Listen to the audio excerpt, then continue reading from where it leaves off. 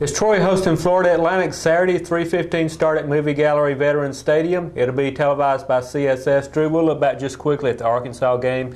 Probably went a little bit like we thought it would. Troy played them tough for a half into the third quarter, then Arkansas kind of took care of them. Yeah, Arkansas's offense was just too tough to defend. Troy was at a point where they really had to match them score for score. They were moving the ball. They put up 400 yards of offense, but they stalled in the red zone a couple times. They had to settle for 2 short field goals, missed a field goal, and just had 4 turnovers and some mistakes. And because of those, they weren't able to keep up with Arkansas. And of course, what's most important for Troy is Sunbelt play, and they get back into it against FAU Saturday. And this is a game, if they win, they clinch the conference championship outright. This is a team that also, or a program that came in here 2 years ago and really messed up things for Troy. Yeah, Florida Atlantic, they beat Troy by 6 in 07, ended Troy's season at 8-4 because there were no other bowls they could get into. FAU went to the New Orleans Bowl.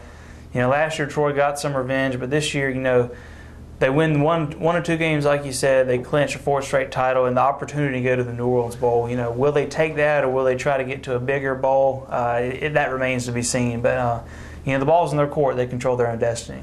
Maybe a little bad blood going into this one. Last year, Jamie Hampton, the starting quarterback at the time, was injured. Some people thought it was, they went after him or maybe celebrated after the hit. But from what you wrote this week, they're putting that behind. They're not looking at this as a revenge game, but you still got to feel like they're going to go out there and it's going to be a very physical game. Yeah, I think there's going to be a lot of physical play. There's going to be some jawing. Last year, Jamie Hampton hurt his knee. They don't know if it was a cheap shot or not. Some players allude to that. Some players won't say anything about it. But last year they were more frustrated with the jawing that went on after the play, from what they said. You never know what goes on in the heat of the battle with big 200, 300-pound guys hitting each other at full speed. But I think it's just in the back of these players' minds. I think they have more important things to focus on. And that's getting to a bowl game.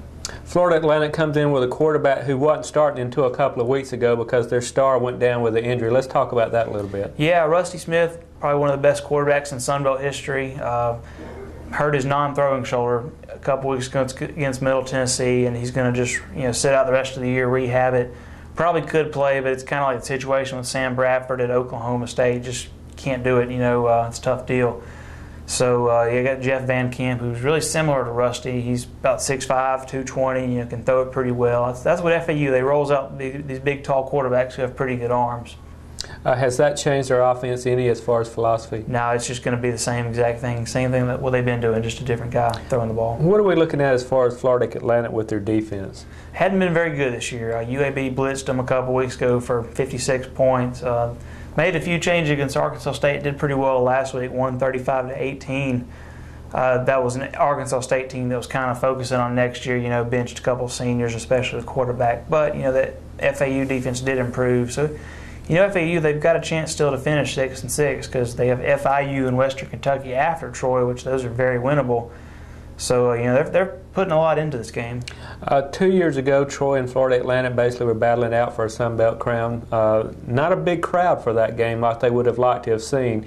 This week, Alabama plays Chattanooga in the morning, 11:21 start. Auburn does not play. I'd like to think that a lot of Troy fans and just football fans in general will make it over to Troy. Yeah, you would think. I know that's what the administration wants. They want them to come wear Cardinal and support their Trojans. It's going to be interesting. Crowds haven't really been that great this year. They filled it over half, but